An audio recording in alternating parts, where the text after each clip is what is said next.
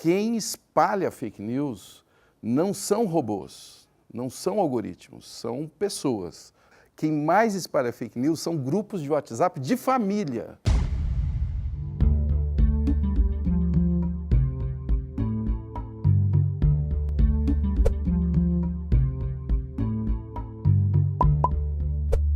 O Brasil recebe hoje Bárbara Libório e Marcelo Taz para um debate do assunto do momento, fake news. Gostaria então, Bárbara, de começar por você explicando para todos nós como funciona essa agência de checagem, quais são as premissas e critérios por onde vocês começam, afinal. Vou começar explicando um pouquinho da história do Aos Fatos, tá? Aos Fatos é uma plataforma de fact-checking, foi a primeira plataforma aqui no Brasil voltada exclusivamente para checagem de fatos, né? A gente começou a operar em 2015 ali, foi em meio ao processo ali de impeachment da ex-presidente Dilma, então já era um cenário assim bastante polarizado, né, e um cenário bastante propício para a disseminação de notícias falsas. Desde 2015, então, a gente trabalha fazendo a verificação do discurso público. O que é isso? É verificar principalmente o que os políticos e as autoridades públicas falam, né? Pode ser nas redes sociais, em entrevistas para a imprensa, em discursos oficiais. Para isso, a gente tem um método que é bastante transparente, né? O Aos Fatos, assim como as outras duas plataformas de checagem mais consolidadas aqui no Brasil, elas fazem parte de uma rede internacional de fact-checking. A gente passa por auditorias anuais e a gente precisa cumprir alguns requisitos ali, como, por exemplo, a gente tem que ser apartidário, a gente tem que checar todo mundo, a gente não pode checar quem é de um partido, só quem é de outro. A gente tem que ser muito transparente quanto às nossas fontes de financiamento. Quer dizer, isso é o que dá o selo de qualidade para vocês. vocês. Exatamente, transparente quanto às fontes que a gente usa, então todas as fontes são referenciadas para que os leitores possam fazer a apuração junto com a gente. Então, tudo isso a gente passa por auditorias anuais para que a gente mantenha esse selo de participante aí dessa rede internacional de fact-checking. Para isso, a gente tem um método também que tem que ser muito transparente, de fazer essa checagem. A primeira coisa é monitorar o que está rolando na rede, né? O que os políticos estão falando, por exemplo. Pode ser na imprensa, pode ser no Twitter, no Facebook, numa live do Facebook ali do Planalto. E procurar por uma declaração que seja checável. É importante falar que ela precisa ser checável, porque nem tudo é checável. A gente não pode checar uma opinião, a gente não pode checar um plano futuro, a gente checa fatos, né? Aí, a partir dessa declaração, né, que precisa ter relevância, cumprir ali os critérios de relevância jornalística, a gente vai atrás da fonte dessa informação, dessa declaração, né? Primeiro da fonte original, que é perguntar ali, de onde foi que você tirou isso, onde é que está esse dado, onde é que está essa informação. Só que a gente nunca pode ficar refém de um único discurso, né? Tudo isso é publicado na plataforma. Isso. É como se fosse uma reportagem, uma matéria jornalística mesmo. A gente vai atrás dessas outras fontes. Então, podem ser fontes de bases de dados oficiais, quando a gente fala de economia, políticas públicas, mas também de fontes alternativas para a gente não ficar refém de um só discurso, né? A gente contextualiza essa informação. Isso é muito importante porque uma informação ela pode ser verdadeira, ela pode ser falsa, mas tudo pode depender do contexto, né? Então, um político pode falar que ele entregou 100 creches num mês, mas ele pode estar omitindo o contexto de que essas 100 creches deveriam ter sido entregues há 2 anos, por exemplo, né? Então, é muito importante contextualizar isso antes de classificar essa declaração, essa afirmação, em um dos nossos selos, né? Então, essa informação, a gente fala que seria muito mais fácil se uma notícia, se uma declaração, ela fosse só verdadeira ou falsa. Mas não é assim que funciona, né? Então, ela pode ser verdadeira, falsa, mas ela também pode ser imprecisa, ela pode ser exagerada, ela pode ser insustentável, que é quando a gente não consegue checar, né? A gente não encontra dados ali, informações que refutem ou que corroborem aquela informação. Ela pode ser contraditória também, quando vai ali contra algo que já foi dito anteriormente. E aí a gente entrega isso para o leitor dentro do nosso site. Eu estava pesquisando sobre esse assunto e encontrei uma entrevista do Marcelo falando que tudo isso, o WhatsApp, Facebook e tudo mais, são apenas ferramentas, que o que tem por trás, que é importante, são as pessoas. Você me corrige se eu estiver errado. E aí eu te pergunto, Marcelo, quer dizer, no caso do Face, o Face ele é uma ferramenta que é mal usado pelas pessoas, ou ele tem responsabilidade no conteúdo, sim? Antes de tudo, é bom a gente dizer que a mentira não foi inventada na era do Facebook. Uhum. A mentira é uma coisa humana. Eu colocaria o início da mentira no início da escrita, 3.500 anos antes de Cristo. Está no livro Êxodo, né? Na Bíblia, não falarás. E a mentira, é legal também a gente... Eu vou começar fazendo o elogio da mentira, tá bom, gente? A mentira, ela tem aspectos saudáveis também. Você já pensou você passar o dia inteiro sem mentir? é uma coisa que pode causar danos mentais, eu acho, sabe? Porque alguém chega para você e fala assim, o que você achou do meu cabelo? É difícil responder, às vezes, essa pergunta sem mentir, né? Ou sem agredir alguém e tal. Eu falo isso porque eu tenho esse penteado que vocês estão vendo, né? Agora, o que eu acho que é importante a gente... É o falso testemunho, né? É o falso testemunho. Não darás falso testemunho. A gente precisa tomar cuidado, né, para não demonizar a mentira. É claro que ninguém aqui é contra a manipulação, o uso da mentira de uma maneira que você vai prejudicar a vida do outro e tal. Mas a natureza humana, a mentira está inserida na natureza humana até como uma espécie de equilíbrio ecológico entre as relações, né? E você vai descobrindo o que é relevante nas pequenas mentiras quando você vai se aprofundando nas relações, né? E vendo quem comete grandes mentiras e que não vale a pena e quem está tentando simplesmente dizer que te ama e não consegue dizer, né, por exemplo. Agora, passado esse momento romântico, eu quero dizer o seguinte, temos que ter muito cuidado quando a gente demoniza redes sociais, por exemplo, com fake news, porque quem espalha fake news não são robôs, não são algoritmos, são pessoas. E tem uma pesquisa recente que quem mais espalha fake news são grupos de WhatsApp de família. No caso da Marielle, né, metade foram grupos de família que espalharam a notícia. Eu tenho uma tia maluca que é quem mais espalha no grupo da família, você entendeu? E muitas vezes, aí é legal entendê-la também, porque ela vive, às vezes, insegura e ela não conhece todas as ferramentas. E aí qualquer spam que ela receba que fala assim, tem um ladrão que descobriu um jeito novo, ele aperta a campainha 5 vezes, se você atender, sabe esse tipo de coisa? E aí ela espalha. É um assunto que sensibiliza. Sensibiliza ela fica tão nervosa que ela espalha antes de qualquer coisa. E isso pode acontecer com a gente em outros assuntos. Acontece com a gente o tempo todo. Então, o que nós estamos aprendendo hoje, qual é a diferença? É a velocidade, né? É a aceleração das coisas. Mas quem já nasceu na aceleração já está muito mais preparado para isso. Tanto que eu gosto dessa pesquisa porque ela desmente, quem é criminalizado por conta de fake news geralmente são os jovens, né, que usam muito a internet. É mentira. Os adultos espalham mais fake news porque eles são de um mundo onde eles aceitavam que os jornais e as televisões e os jornalistas, nós jornalistas, fomos portadores da verdade, o que não é verdade, o que é mentira, inclusive. Jornalista produz muita fake news em jornal de papel. Fake news, tem muito fake news em papel também. Foi bom você ter tocado nesse assunto. Eu gostaria de fazer uma pergunta para a Bárbara, que é o seguinte, você acha que se o jornalista fizesse o trabalho dele bem feito, que é checar, né, que tem alguns mandamentos básicos, checar a notícia, cruzar a informação, verificar, etc. A agência que você trabalha teria esse espaço todo hoje? A gente fala há muito tempo já de uma crise do jornalismo, de redações cada vez mais enxutas, de não ter tempo ali de checar tudo que chega na redação, do jornalismo declaratório. Então, sim, de fato, o fact-checking nasceu dentro das redações, né? E seria ótimo se a gente continuasse fazendo esse trabalho dentro das redações.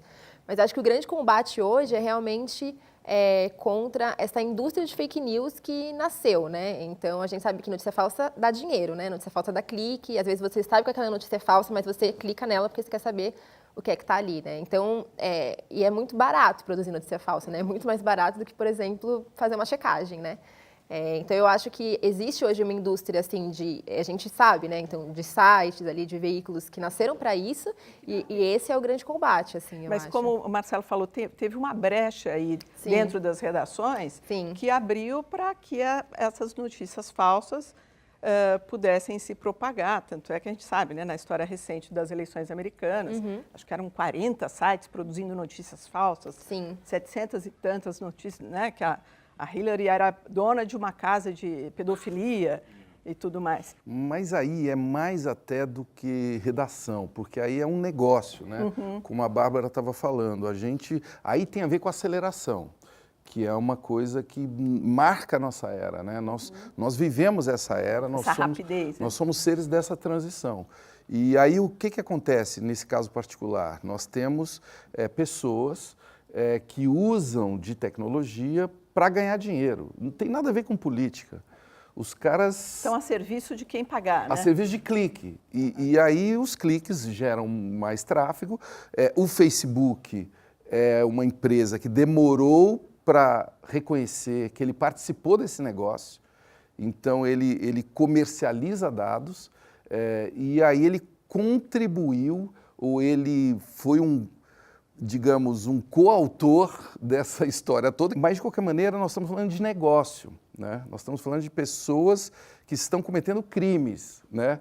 E, para mim, o jornalismo, a minha crítica ao jornalismo é dele querer se colocar como alguém incorruptível.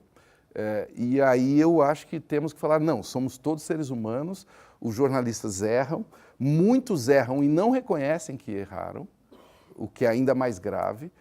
Então não tem nenhum problema do jornalista errar, porque todos nós erramos, né?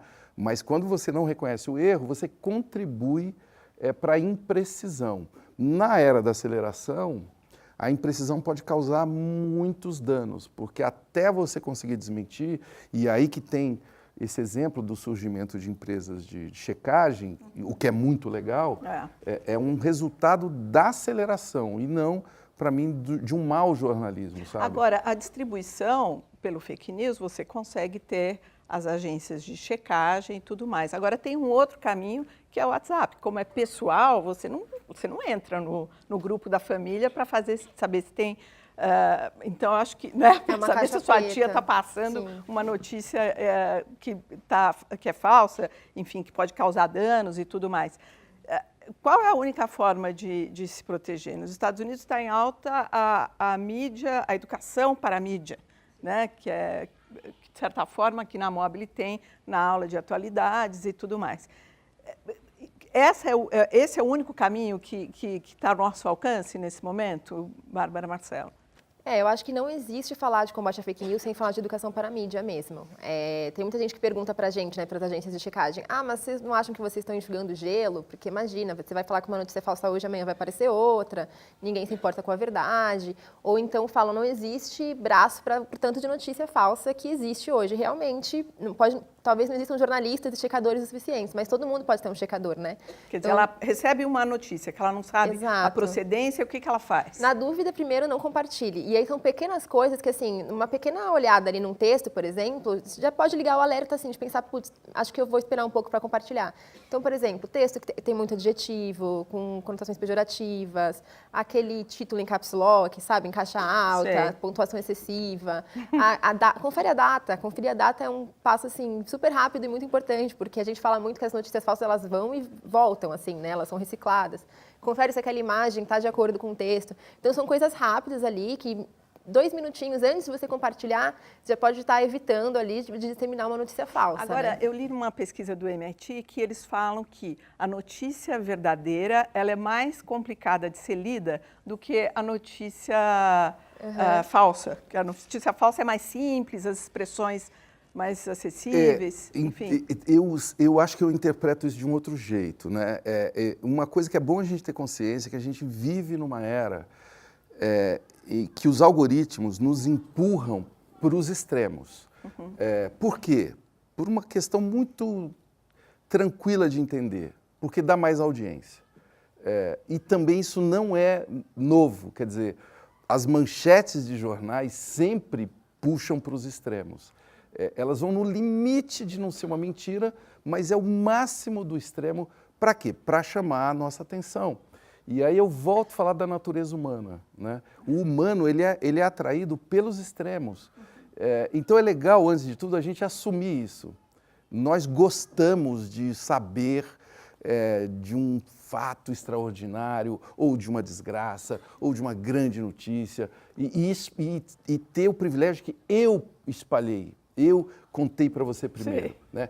Sabendo disso, né, eu sugiro muito, além de todas essas dicas preciosas da Bárbara, respirar. E respirar tem a ver com uma palavra linda que é discernimento. Você só vai conseguir ter um filtro para o que você está recebendo, se você praticar o discernimento. E é muito difícil, porque a gente vive hoje uma tentação incrível de dar like ou de dar dislike. É uma coisa assim, quase compulsiva. E aí é que volto a dizer, eu creio que há uma oportunidade muito legal da gente falar da natureza humana, da gente se conhecer mais, de nós nos assumirmos mais próximos da nossa natureza para resolver esse nó. Senão a gente vai ficar botando culpa nas máquinas, nos algoritmos, nos jornalistas, na tia louca, você entendeu?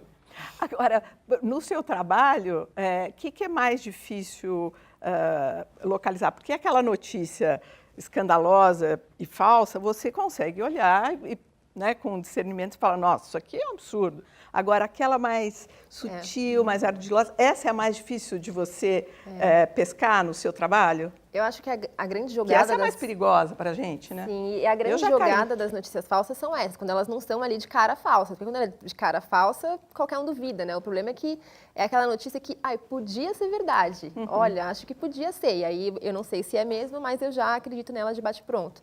Hoje em dia tem um debate muito grande aí sobre se a gente deve, inclusive, usar o termo de notícia falsa, né? Porque a notícia falsa hoje ela não vem só naquele formato que é um link de um site com um título, um lead, um formato jornalístico, né?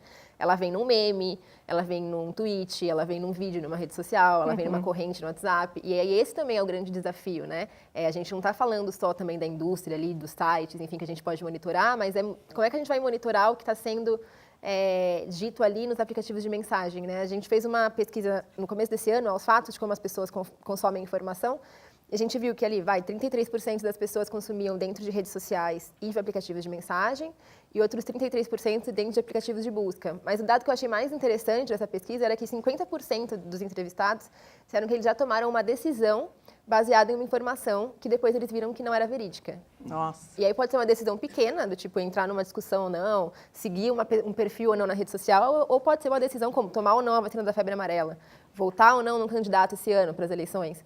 Então, são coisas que estão ali influenciando o dia a dia de todo mundo, todo dia, né? E uma outra coisa que eu acho importante a gente falar aqui, além de tudo isso, esse estado de alerta, essas dicas todas, ampliar um pouco a nossa conversa para também ser crítico na hora de ler um jornal ou consumir notícia e entender o que é notícia e o que é opinião. O que é fato, o que é opinião. Quer dizer, fato, está chovendo lá perto da escola móvel. Opinião mas eu acho que aquilo lá foi inventado pelo Marcelo.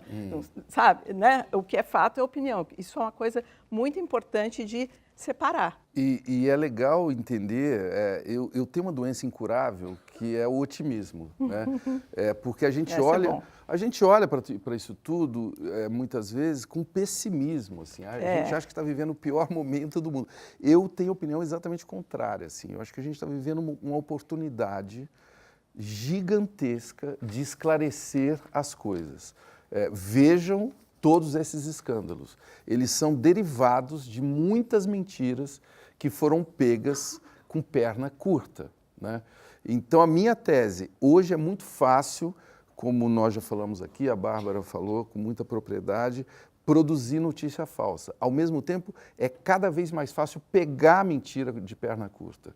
E é por isso que a gente tem hoje todos esses escândalos. E pela primeira vez na história do Brasil, a gente tem gente sendo punida por mentiras, que não correspondem aos fatos, né? Então, a outra palavra da hora é transparência. Transparência, que é algo que todo político fala, blá, blá, blá, hoje não é mais opcional, né? Tem muito político que vende isso como uma virtude, eu sou transparente, não sei o quê, grande coisa. Transparência é parte do pacote, você entendeu? Isso é muito legal de entender, que tem a ver com o efeito colateral do que nós estamos discutindo aqui, né? Existe fake news por conta da facilidade de produção e também existe uma facilidade de checagem, de debate, que é o que a gente está fazendo aqui, de espalhar esse debate e mais gente comentar aqui no nosso vídeo que discorda disso ou acrescenta coisas ao que a gente está falando. A gente nunca teve tanta oportunidade de fazer isso. E você acha que isso que você está dizendo aqui antecipa, de alguma maneira, o clima que está chegando, que são as eleições? Né, o clima das eleições que está aí na porta já? Esse fenômeno, quer dizer, não é um fenômeno, mas assim, o que aconteceu nas eleições americanas, o que você está dizendo que agora está tudo mais transparente, a gente vai se beneficiar, isso antecipa... Você quer ver um fato que para a gente foi muito importante acontecer? O escândalo do Facebook, né? E o desmascaramento da Cambridge Analytica. Isso foi numa velocidade inacreditável. Em novembro, eu estava em Lisboa, num encontro de inovação, que o cara da Cambridge Analytica deu 2, 3 palestras disputadíssimas, mostrando o método dele. Eu estive nas 2, inclusive, porque o método é muito bom. Entender como eles trabalham. E já no início do ano, começam os rumores do Facebook, e o Facebook, que é quem mais conhece de rede social, cometeu, assim, um erro primário, que é não reconhecer. Tem 2 erros primários que a gente não pode cometer. Não reconhecer o erro e demorar para reconhecer o erro. Hoje o que é demora mudou muito. Porque daqui a pouco já é outra coisa. Não é, Polly? Né? Antes você errava no jornal e podia reconhecer daqui uma semana.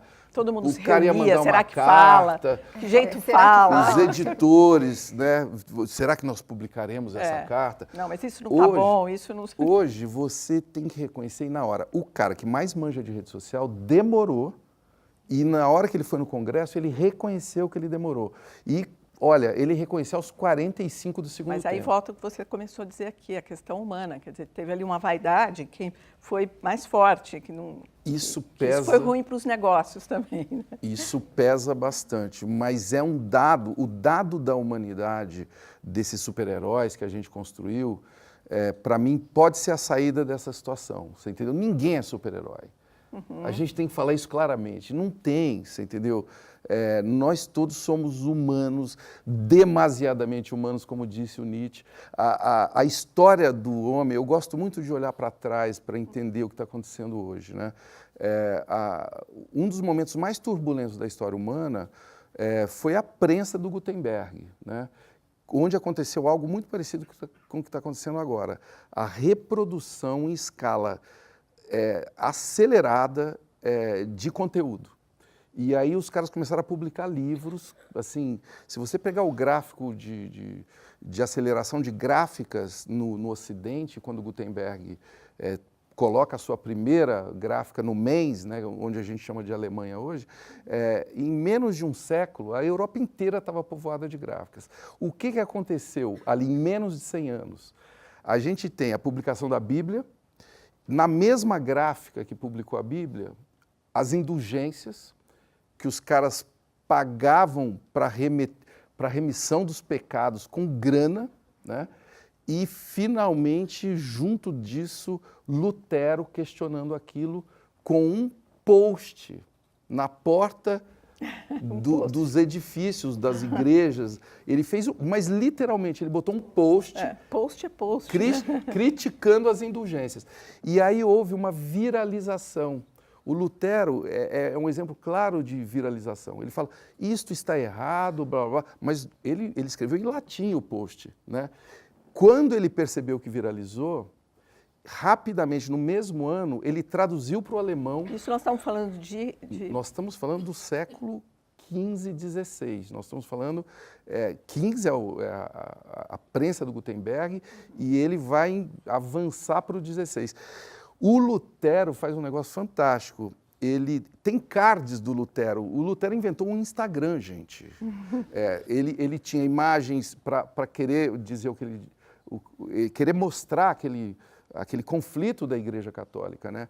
E aí, o que acontece? A Reforma Protestante, através do quê? De viralização de informação que questionava os fatos, né? É uma coisa que está lá atrás e que é exatamente o que nós temos à mão hoje num clique. Quer dizer, né? Mudou a velocidade. Mudou a velocidade. As ferramentas. Os argumentos, se você tem um bom argumento, como eu creio que Lutero teve, e que a igreja, inclusive, melhorou por causa do Lutero. A igreja teve que se explicar, teve que explicar que no mesmo ano que ela publicou a Bíblia, algumas décadas depois, ela publicou um livro chamado Prohibitorum, que tinha a lista dos livros que os católicos não podiam ler. Então, assim, censura, tudo isso é muito antigo, você entendeu? Então é legal a gente aprender com a história, sabe? Assim como não pode mentir, né? Não pode mentir, mas você mentiu, não menti, sabe? É legal a gente entender as ferramentas de hoje para melhorar a natureza humana, que é muito parecida.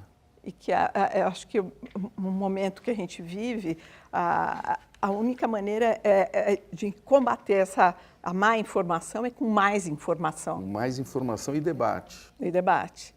Quem já foi vítima de fake news aí? Levanta a mão. Deixa eu fazer uma pesquisa instantânea. Quem já... Quem já... Nossa, olha! Meu Deus! Gente, que isso? Agora eu vou fazer uma pergunta, eu quero ver a sinceridade de vocês. Quem já espalhou fake news? Levanta a mão. Mesmo sem querer, aqui, ó, vai. Ele, aqui, ó, sem querer. Às vezes acontece, né? Você não checa alguma coisa e compartilha. Já aconteceu comigo, sei lá, poucas vezes, mas já. A pessoa que foi vítima com certeza se lembra. Agora, pegando o contexto histórico e dentro desse espírito otimista do Marcelo, a gente está num momento de total aprendizado, né? Total. A gente está aprendendo tudo, gente. Até o exercício, né, de se relacionar com as pessoas. Vamos se permitir a errar também, sabe? E aí talvez eu vá... A Bárbara já dá tantos exemplos muito legais, eu vou dar uns exemplos mais tortos para vocês, sabe? Eu acho que o humor, por exemplo, é fundamental nessa hora. Quando você não leva tão a sério coisas que você quer tratar a ferro e fogo para passar para frente e tudo mais. Eu acho que é importante a gente também rir da hora que a gente caiu numa fake news para não cair mais, não é para espalhar mais, você entendeu? Eu me lembrei recentemente no início da minha vida profissional, a gente estava fazendo vídeos lá no início dos anos 80, eu, Fernando Meirelles, Marcelo Machado, a gente compramos uma vaquinha, fizemos uma vaquinha para comprar uma câmera de vídeo e começamos a fazer reportagem, brincar de fazer reportagem. Nós criamos uma fake news, veja você, que operários que estavam trabalhando na Avenida Paulista, naquela época, eu sou muito velho, viu, gente? Na Avenida Paulista, os prédios estavam sendo construídos, que alguns operários que estavam trabalhando lá estavam desaparecendo por conta da interferência das antenas. Ai. Aí a gente montou essa matéria, a gente roteirizou, a matéria totalmente fake. E qual era a intenção? A intenção era chamar atenção para isso, que é possível criar uma notícia absolutamente falsa e as pessoas caírem, né? E aí nós botamos o fotógrafo nosso, que tinha uma cara mais respeitável, assim, tinha uma barba e tal, botamos um jaleco nele, tá certo? E ele era o cientista que explicava num quadro os raios e como que desintegravam as pessoas. Aí nós entrevistamos, nós fomos numa obra ali, você entendeu? E com a edição, você falava assim, escuta, tem algum amigo seu que desapareceu aqui em São Paulo? Ah, tem. Conta como foi. E aí tiramos essa parte, né? Alguém desapareceu aqui na obra? Desapareceu. O Antônio desapareceu, ninguém mais viu, enfim. A gente montou uma matéria e mostramos que é possível você cair numa cilada dessa, né? Eu acho que é importante o humor como arma de desarmar os espíritos, sabe? Porque o outro lado... Desarmar, mas não tirar atenção, né? Desarmar assim, escute, você pode estar caindo numa fake news, entendeu? Não leve tudo a ferro e a fogo, entendeu? Porque a gente foi educado que isso é certo e isso é errado. E nem sempre uma coisa é certa ou errada. Tem muitas nuances entre o certo e o errado. E é isso que a gente deve debater aqui. É isso que eu acredito. Quer dizer, você não precisa escolher um lado. Sempre. Você não precisa escolher um lado, você pode, é claro que tem coisas que são, obviamente, que não mudam. Você tem informações científicas sobre o tempo, mesmo assim o tempo erra muito, meteorologia, enfim, você tem que levar as informações e ter distanciamento para poder também relativizar o 100% de certeza que existe. Não existe 100% de certeza. Existe? Cientificamente falando? Vocês já mudaram uma Existe isso. notícia? Algum cientista- Várias vezes? Checou, daí deu, daí não, isso aqui está em dúvida, Sim, checa de novo. Sim, a gente tem uma política muito transparente de erros, até porque é um dos quesitos da FCN, né, da rede internacional, mas sim, já aconteceu da gente rever selo. Aí esse processo tem que ser sempre muito transparente, então a gente avisa que errou, a gente coloca ali a informação no rodapé da página de que essa matéria foi atualizada, o que foi atualizada, mas já aconteceu, Do porque... erro de reconhecer o erro. E as pessoas, assim, a geração nativa digital está acostumada com isso. Eu creio que a geração anterior é que tem aquele fantasma da nota vermelha, da professora com a régua na mão. Isso que me Você remeteu entendeu? agora. Ou do professor Tiburcio com a régua na mão, né? Que tem... aliás, o Tiburcio já é isso, assim, uma coisa foi feito de propósito, inclusive, é bom que eu diga isso. É amor e, ao mesmo tempo, humanização do professor, você entendeu? Mas o que eu quero dizer é o seguinte, quando a gente torna tudo muito rígido, a gente coloca uma ferramenta na mão de quem tem o poder, ou pensa que tem o poder, no caso dos políticos, tá? Então, eu quero dar exemplo de um político, que inclusive é candidato a presidente, que usa como argumento opiniões que alguém tem contra ele, e isto é fake news, para desacreditar aquilo que você está dizendo. Você entendeu? Eu estou falando do candidato Bolsonaro, que é um cara que me processa porque na minha opinião, ele é homofóbico. E, segundo ele, eu não posso ter essa opinião. E o que me levou a ter essa opinião foi uma entrevista que ele deu ao CQC, onde ele diz isso com todas as letras. Aí ele fala, vocês manipularam a entrevista. A edição. Vocês produziram um fake news. Então, isso vira um argumento. Se a gente começa a levar o fake news de uma forma muito rígida, existe fake news e existe a pureza da verdade, a gente começa a dar força para quem usa argumentos contra a opinião, entendeu? Alegando que aquilo é fake news. Não, isso é fake news, entendeu?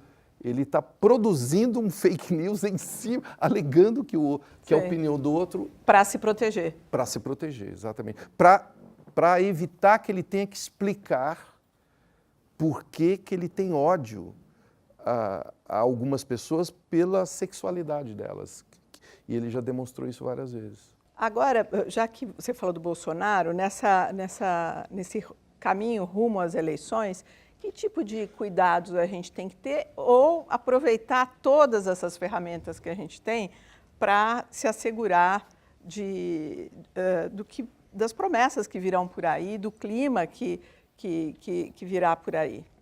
A gente fala que é tão perigoso quanto acreditar em tudo e não acreditar em nada, né? Então, a gente não quer estimular que as pessoas assim, se tornem completamente cínicas, porque isso também é perigoso, que as pessoas precisam se tornar um pouco mais céticas, né? Mais críticas. E aí, por isso que a gente acha tão importante empoderar o leitor, empoderar as pessoas para que elas possam ter as próprias ferramentas de fazer as suas checagens, né? A gente tem no site do Aos Fatos vários manuais de checagem, então, como checar vídeos, como checar boatos, como checar notícias, porque às vezes os métodos mudam, né? Um boato a gente não sabe, por exemplo, de onde vem, qual que é a fonte, né? Uma declaração de um político a gente sabe. Mas é realmente não acreditar em tudo. Se perguntar duas vezes, né? Mas qual que é a intenção? Será que alguém teria intenção de fazer essa notícia? Mas essas fontes que ele usa, será que são confiáveis? Essa notícia é assinada por um jornalista ou não é? Deixa eu conferir o domínio desse site, porque às vezes o domínio do site de fake news é muito parecido com o domínio de um site tradicional, ali, exatamente para enganar, para manipular o leitor, né? Então, ninguém espera que uma pessoa faça uma checagem de 3 dias ou uma semana, como às vezes a gente faz, antes de compartilhar uma notícia, né? Mas a gente espera que, com as pequenas ações, assim, com esses pequenos detalhes, as pessoas já possam ter essa consciência e assim, a gente já possa realmente combater a maior parte da disseminação das notícias falsas. Um cenário como esse, desse ano eleitoral, um ano que a gente já vem aí de muita polarização, né? É o cenário perfeito. A gente sabe que fake news é munição no debate, né? Então... E a fake news, ela sempre surge após um momento de comoção também, breaking news, gente, exato. está aberto para perguntas, tá? Sim. Vocês fiquem à vontade. Eu estava folheando o livro aqui que deram para gente e fala bastante sobre identidade brasileira. E eu fiquei pensando, vocês acham que tem alguma relação essa difusão grande de notícias falsas, de fake news, com a identidade brasileira ou o jeito que o povo brasileiro se comporta? Assim? Olha, tem um dado sobre o Brasil que dá para se falar com muita segurança, que nós somos muito abertos à novidade. O brasileiro abraça a tecnologia com muita facilidade. E isso reflete, inclusive, nos dados sobre uso de redes sociais. Nós somos, assim, entre os 3 em quase todas as novidades que existem. Uma característica do povo. A gente está aberto à novidade. Isso é muito positivo, eu acho. E temos que olhar para isso, assim, quais são as virtudes disso, porque tem os efeitos colaterais. Os efeitos colaterais a gente está debatendo aqui. A gente espalha fake news, a gente destrói reputação e depois vai ver qual foi o estrago e tal. Agora, o fato de estarmos abertos às novidades nos deixa muito abertos à inovação. Descobrir formas de nos virar diante dos problemas da tecnologia, sabe? Então, acho muito legal... É uma onda de criatividade, não é? Criatividade. Eu acho legal o dado, o ponto que você levanta, quer dizer, se esse é um dado da identidade brasileira, o que nós vamos fazer com ele? Né? Na minha opinião, a gente tem que valorizar algumas palavras que são depreciativas no Brasil, como, por exemplo, gambiarra. Né? Gambiarra, para mim, é uma forma que nós encontramos de inclusão digital também. Né? Nós temos dificuldades de recursos e aí a gente tem que se virar com a criatividade para conseguir, por exemplo, acesso à internet ou até, enfim, inclusão no sistema educacional. Né? Nas periferias você vê que o smartphone é a grande vitória de alguém que consegue ter isso na mão, né? Que para a gente que é mais privilegiado é algo que já vem no bolso, desde que você nasceu, você nem sabe quem te deu o smartphone, mas hoje tem esse ponto de inclusão, esse ponto de criatividade, de como usar o meu smartphone, indo para uma lan house, indo para um café que tem Wi-Fi, mesmo que você não tenha um plano e tal, é uma forma que muita gente usa de estar inserido nesse debate que nós estamos aqui, né? Mesmo sem ter a sorte de estudar num colégio tão legal quanto esse. Oi, boa noite. Eu tenho 2 perguntas. A primeira se refere a alguns eventos recentes em que algumas pessoas e instituições criticaram e atacaram agências de checagem de fato. E eu queria entender, do ponto de vista de vocês, se essas críticas seriam válidas e como lidar com isso. E outra pergunta que eu tenho é se uma censura às fake news ela é necessária, ela é válida, ou se ela é, em alguma medida, uma forma de violar a liberdade de expressão. Obrigado. Primeiro que, como eu até expliquei aqui no começo, nós somos uma agência de checagem que faz parte de uma rede internacional de checadores. Então, a gente tem que passar, a gente tem vários critérios, né, que a gente precisa respeitar, a gente passa por auditorias anuais. Então, a gente é transparente, muito transparente no nosso método, a gente é muito transparente no nosso meio de financiamento, a gente é transparente nas nossas fontes, a gente é transparente em quem são os alvos da nossa checagem, então quem a gente checa ou não. Jornalistas podem ter opiniões, mas não são as opiniões que importam, não são as opiniões de quem está checando o que importa são os fatos, né? E eu acho que isso, toda a nossa apuração é muito transparente no sentido de que o leitor mesmo ele pode fazer o passo a passo com a gente. Então, tudo é referenciado. A nossa base de dados que a gente usa, por exemplo, que a gente produz, ela está ali aberta. Todos os links que a gente usa de estudos, dados oficiais, dados acessíveis, todo o caminho estão sempre abertos. Todo o caminho de checagem é compartilhado com o leitor. Ele pode fazer o passo a passo e chegar às próprias conclusões. Porque a gente também... A questão é, o checador não é o dono absoluto da verdade, né? Não é a gente que vai dizer o que é verdade ou o que é mentira no mundo. A gente quer dar as ferramentas e dar informação para que os leitores cheguem às próprias conclusões e identifiquem ali o que é verídico ou não. A gente não faz nenhum tipo de censura, inclusive agora a nossa parceria com o Facebook, em que isso foi levantado, não existe censura, nada é retirado da plataforma, nada é retirado da rede social. Então é um trabalho super transparente. Mas eu acho que ele perguntava sobre as ameaças, né, que vocês sofreram. É algo que a gente, não sei se a gente pode dizer que a gente esperava, assim, o fact-checking é uma coisa nova, né, no Brasil. A gente está desde 2015, mas enfim, são 3 anos. Acho que a gente começou a debater fake news com muito mais afinco esse ano, ali a partir do final do ano passado. Antes as pessoas não sabiam muito bem o que era checagem de fatos, né? Eu lembro que em 2016 a gente ia checar os políticos e eles mesmos não sabiam, mas por que vocês estão checando? Ou mas o que é agência de fact-check? Então é uma curiosidade natural, do mesmo jeito que existe elogios, vão existir críticas, a gente acha que podem existir, acho que toda iniciativa e tudo pode ser questionado, desde que seja questionado com informações verdadeiras, né, principalmente. Agora, Bárbara, essa pressão que vocês receberam, que eu acho que é o que ele está querendo saber, foi via o quê? Como que foi? Como é que se deu isso? Esse tipo de pressão que os jornalistas da agência receberam? Foi principalmente via rede social, né? Então, pressionavam, ameaçavam? Principalmente no sentido de procurar ali coisas que pudessem falar sobre a ideologia de cada jornalista, né? Então, se um jornalista ele tinha se ele votava no partido de esquerda ou se ele tinha uma tendência mais para a direita. Mas que são coisas que a gente acha que realmente não importam quando a gente está falando de um método jornalístico, né, de uma apuração jornalística. Não se intimidaram, é isso que você quer dizer? Inclusive, até porque o Aos Fatos e todas as agências de checagem, a gente tem uma política de, inclusive, indicar, né, ou de aconselhar que nenhum jornalista endosse alguma política partidária, ninguém é afiliado a nenhum partido. Então, a gente já tem todo esse cuidado, né?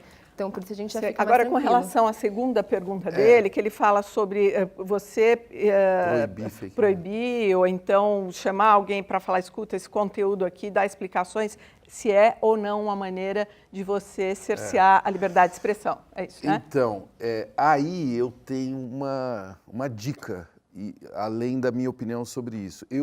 A minha opinião é muito clara, eu acho que não se proíbe nada. Qualquer controle hoje, além de absolutamente ineficaz, eu sou contra. Assim, eu prefiro alguém mentindo do que alguém sendo proibido de falar. Agora, sabe? quando causa algum dano, como é o caso, por exemplo, do Bolsonaro com relação a você ou vice-versa, usa a lei. Usa a lei e usa, inclusive, eu quero ouvi-lo, o argumento. Estou louco para que ele fale sobre isso.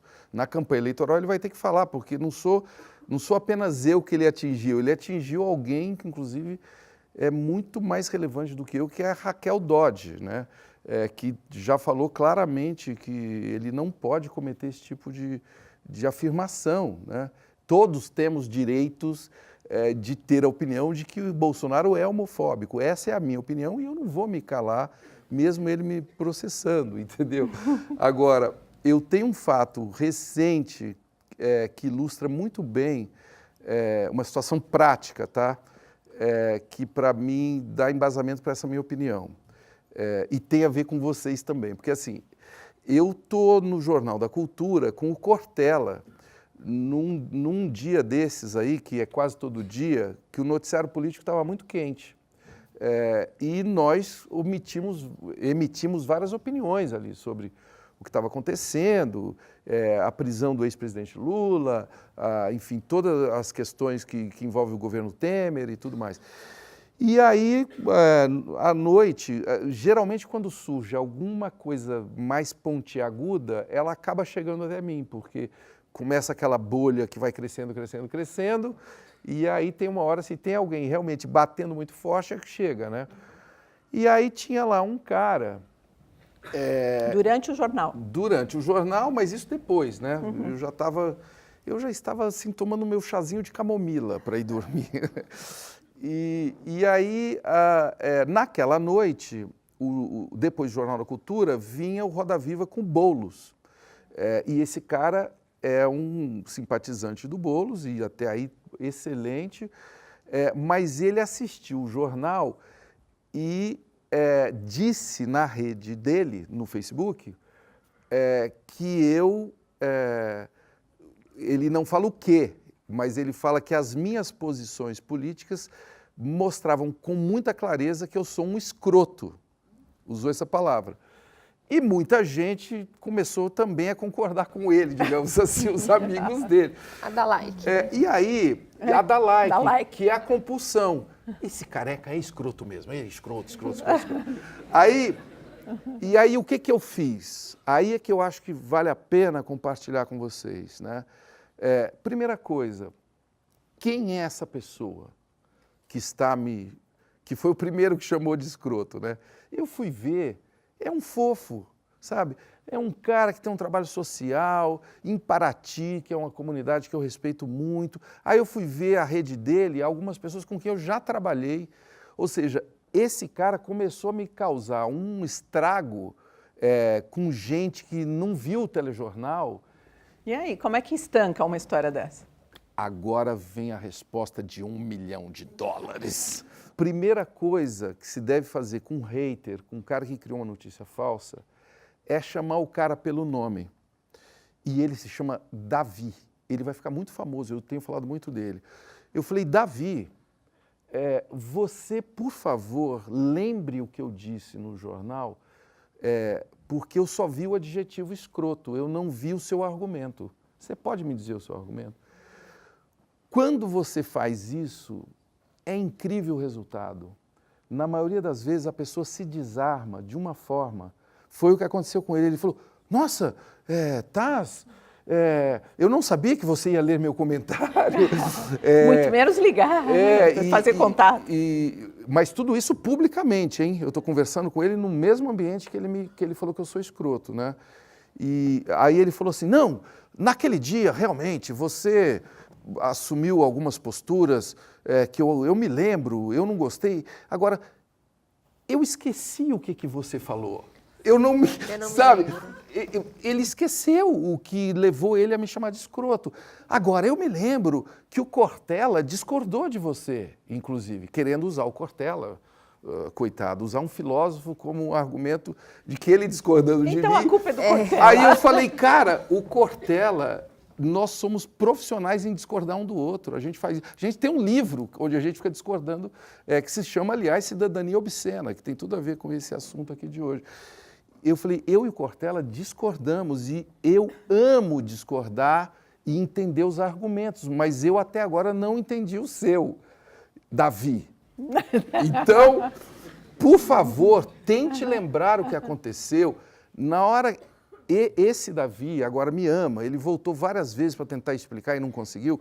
E aí acontece, pessoal, um fato que talvez embase o meu otimismo, Polly, porque aí alguns amigos dele, entendeu, apareceram, porque ele já estava assim, falando para mim assim, não, eu vou começar a prestar mais atenção agora. Tudo isso publicamente? Ali. Tudo publicamente, antes disso, é praticamente um case, eu estou usando isso num curso que eu estou dando sobre engajamento.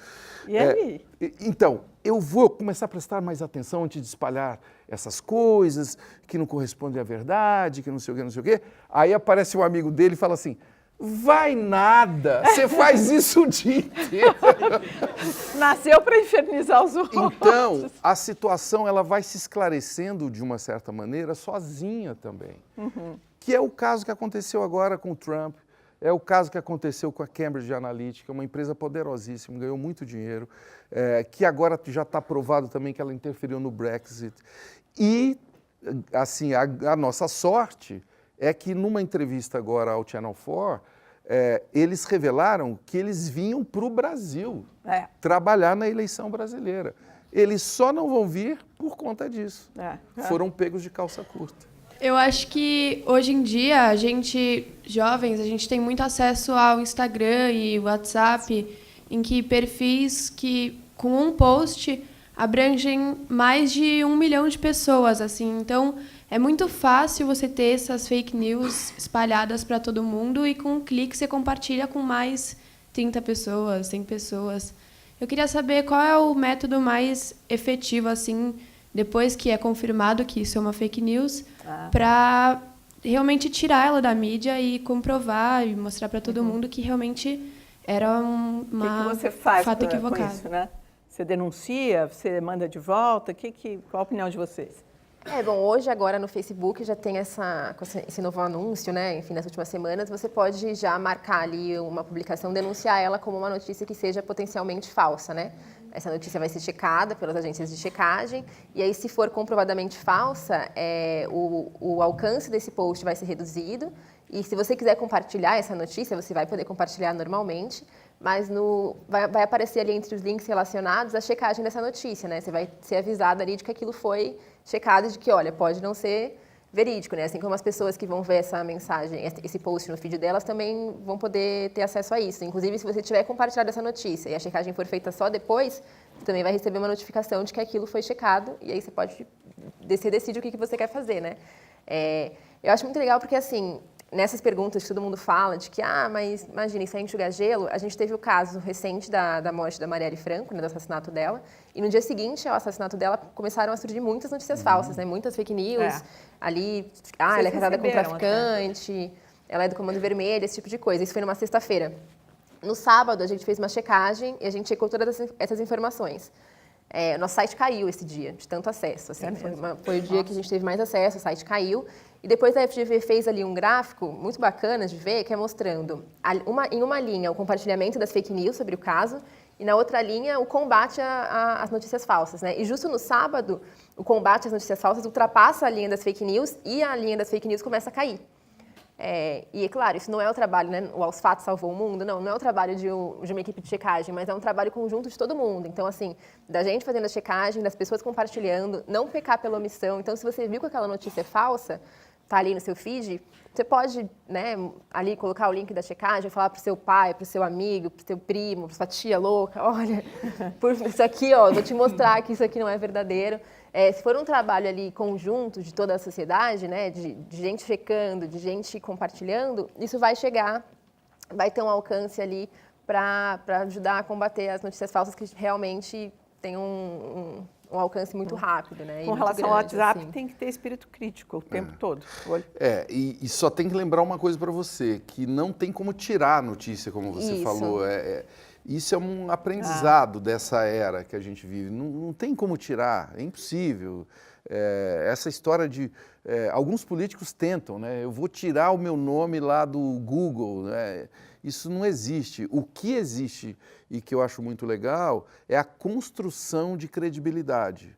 E aí eu acho que é uma... É mais poderoso, né? E é uma coisa que cada um aqui, mesmo que não seja jornalista, mesmo que não seja interessado nesse assunto, está construindo mesmo sem saber. Cada vez que você espalha uma fake news, você está dilapidando, você está erodindo a sua credibilidade. E cada vez que você confirma uma coisa que era mentira e tal, você... É como na vida real, né? Os amigos começam a confiar mais em você, você começa a ter mais influência. Então, influência tem muito a ver com credibilidade. E tem uma ilusão, talvez por conta dos YouTubers e Big Brothers e tal, que é a ilusão do cara achar que ele está relevante, porque ele tem muitos seguidores, inclusive, e que é uma pista falsa, né?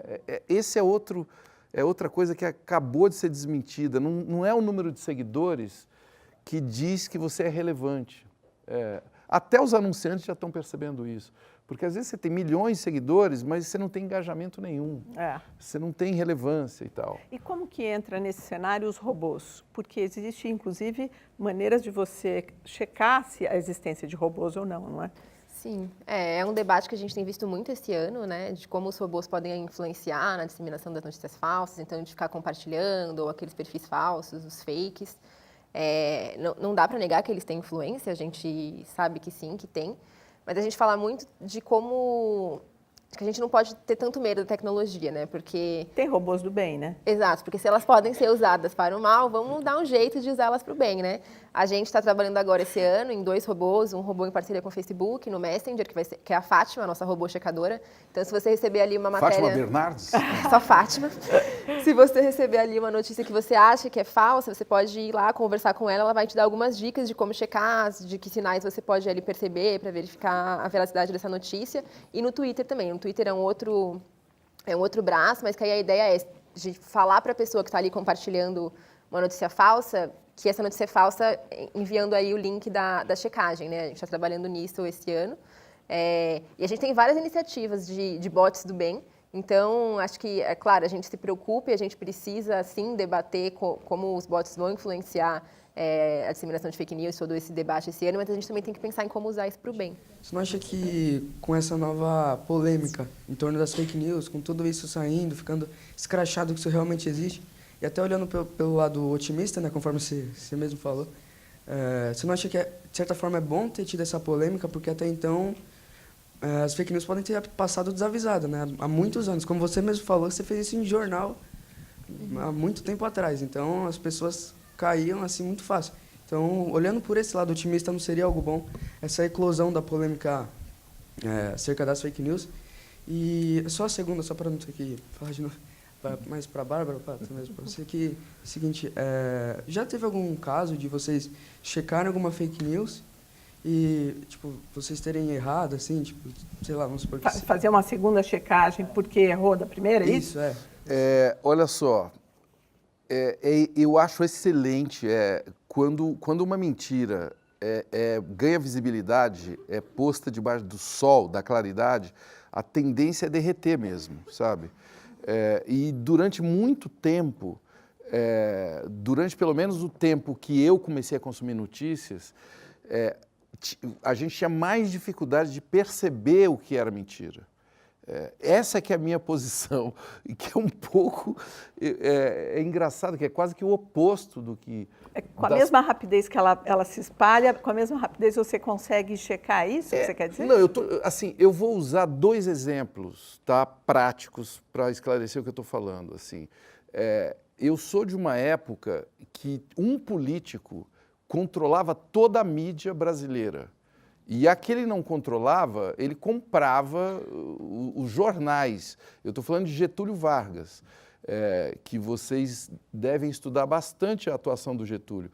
O Getúlio era um mestre também no controle da mídia.